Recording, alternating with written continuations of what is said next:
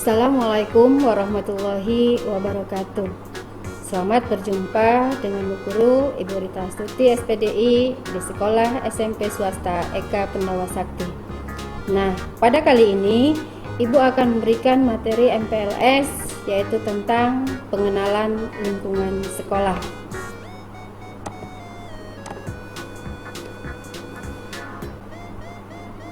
Sekolah telah memberikan berbagai macam fasilitas, yaitu berupa beberapa gedung. Yang pertama itu adalah gedung musola. Kita sudah sama-sama ketahui bahwasanya musola itu adalah merupakan tempat ibadahnya umat Islam. Di musola ada hal-hal yang tidak boleh kita lakukan, yaitu kita nggak boleh makan dan minum sembarangan di musola, apalagi membuang sampah jajan yang telah kita makan di sembarangan tempat, misalnya di parit-parit musola atau di teras musola. Yang kedua, kita tidak boleh bermain di musola, karena musola itu bukan tempat bermain, tapi merupakan tempat kita untuk beribadah, khususnya tempat kita untuk melakukan sholat bagi umat Islam. Yang ketiga, kita tidak boleh mengotori musola.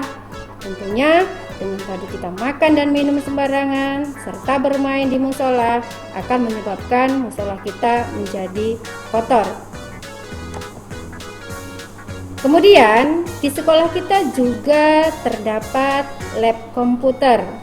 Tentunya di lab komputer harus kita patuhi peraturan-peraturan yang ada. Di antaranya, kita tidak boleh merusak fasilitas yang ada di lab komputer. Terutama, kita nggak boleh menggunakan lab komputer sembarangan. Kita nggak boleh gunakan komputer itu sembarangan, apalagi sampai merusaknya. Yang kedua, kita hanya boleh menggunakan komputer atas seizin guru mapeltik atau kepala lab komputer. Jadi kita nggak bisa menggunakan lab komputer itu sesuai keinginan kita atau suka-suka kita. Kita harus minta izin dulu kepada guru mapel ataupun kepada kepala lab komputer. Selanjutnya, kita tidak boleh sembarangan keluar masuk lab komputer, karena lab komputer itu harus betul-betul kita jaga kesterilannya. Yang keempat, kita harus menutup kembali pintu lab komputer setelah masuk ataupun keluar dari laptop. Selanjutnya, di sekolah kita juga ada laboratorium IPA. Nah, laboratorium IPA itu tentunya kita sudah tahu untuk apa kan? Laboratorium IPA itu adalah merupakan gedung atau tempat yang bisa kita gunakan untuk praktek ketika kita sedang mempelajari pelajaran IPA. Di lab IPA itu juga ada aturan-aturan yang harus kita patuhi. Di antaranya, kita nggak boleh merusak fasilitas yang ada di lab IPA. Di lab IPA itu banyak terdapat berbagai macam alat peraga, alat-alat praktek, bahan-bahan kimia, di antaranya torso, kemudian bagian-bagian dari anggota tubuh, bagian-bagian dari zat kimia, dan lain sebagainya. Itu harus benar-benar kita jaga ketika kita sedang berada di lab IPA. Selanjutnya, kita hanya boleh menggunakan lab IPA itu atas seizin guru mapel IPA atau kepala lab IPA. Nah, kita juga nggak boleh sembarangan menggunakan lab IPA itu, karena kalau kita gunakan sembarangan, kita bisa menyebabkan kerusakan-kerusakan yang ada di lab IPA. Selanjutnya, kita juga harus menjaga kebersihan lab IPA. Nah, tentunya ketika kita melaksanakan praktek, di situ kita membawa atau menggunakan bahan-bahan praktek. Bisa berupa daun-daunan, bisa berupa bahan kimia, dan lain sebagainya. Nah, setelah kita selesai melakukan praktek, kita harus segera membersihkan lab IPA agar lab IPA itu juga steril kembali setelah kita gunakan untuk praktek. Di samping itu, kita juga mempunyai perpustakaan. Tentunya kita tahu dong bahwasanya perpustakaan itu sangat banyak sekali manfaatnya.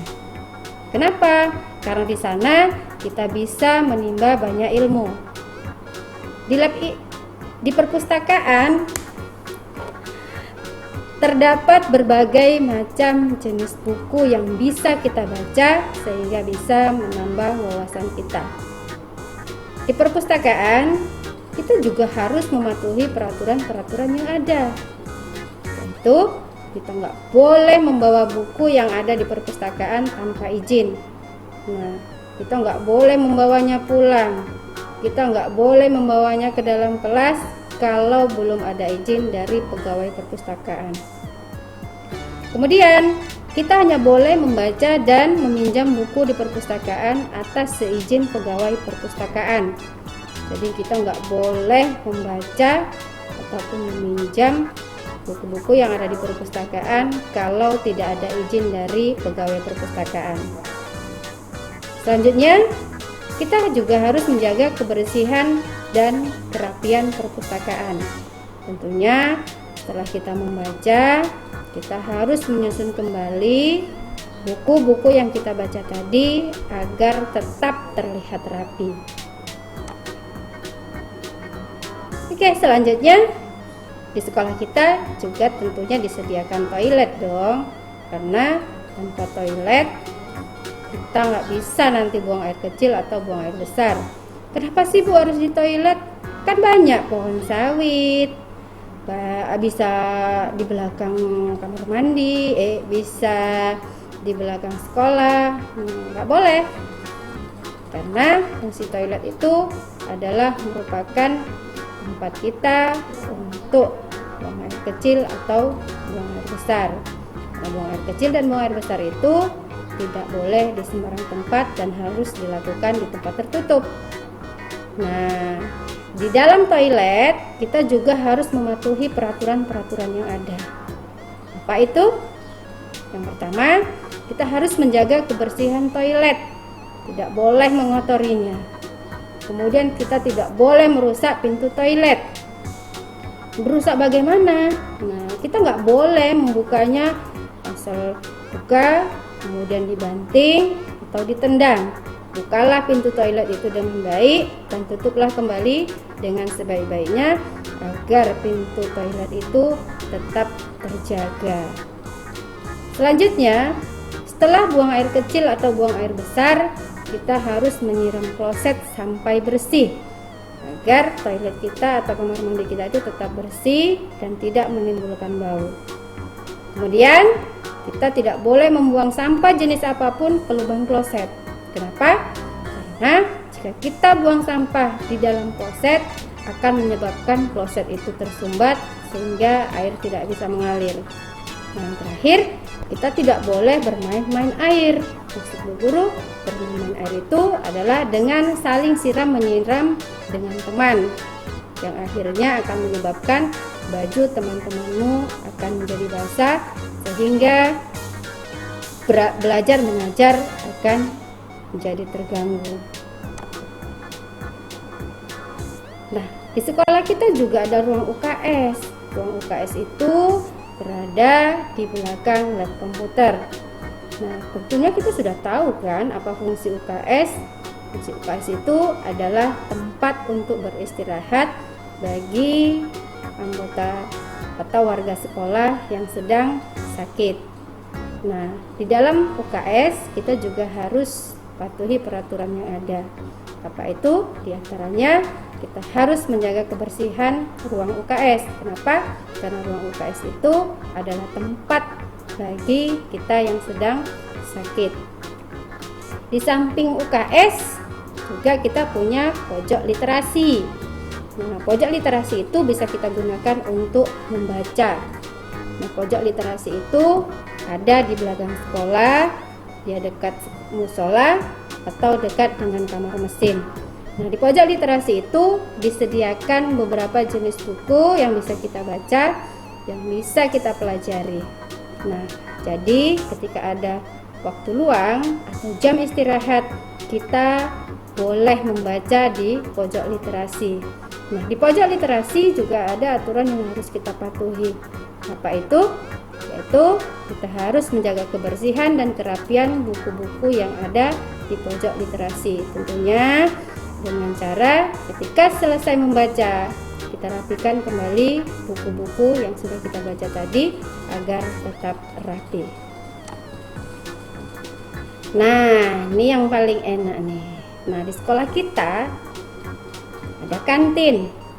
Di dalam kantin itu disediakan berbagai macam jenis makanan.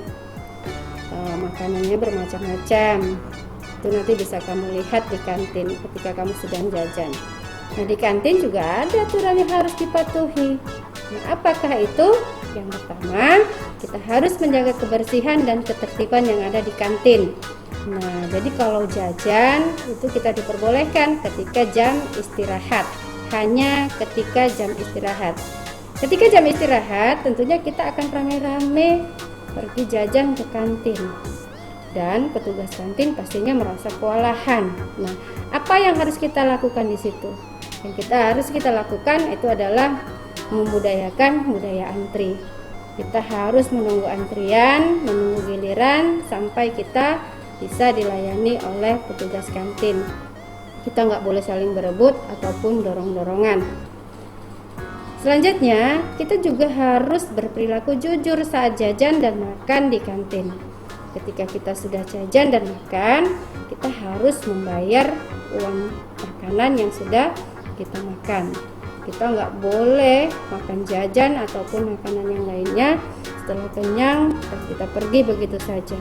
Kita harus ingat bahwasanya kita harus membayar makanan yang sudah kita makan. Karena sering ibu perhatikan, banyak anak-anak yang jajan, makan makanan yang ada di kantin, kemudian pergi gitu saja, tidak membayarnya. Nah, kita kan sudah tahu bahwasanya ketika kita makan makanan yang bukan milik kita jajan, kita tidak bayar, berarti itu sama halnya dengan kita memakan makanan yang haram. Nah, tentunya kalau kita makan makanan yang haram, itu dampaknya tidak baik bagi kesehatan tubuh kita. Jadi, marilah anak-anak ibu kita budayakan perilaku jujur. Dimanapun kita berada, kita harus berperilaku jujur. Nah, demikianlah yang dapat ibu sampaikan untuk materi pengenalan lingkungan sekolah.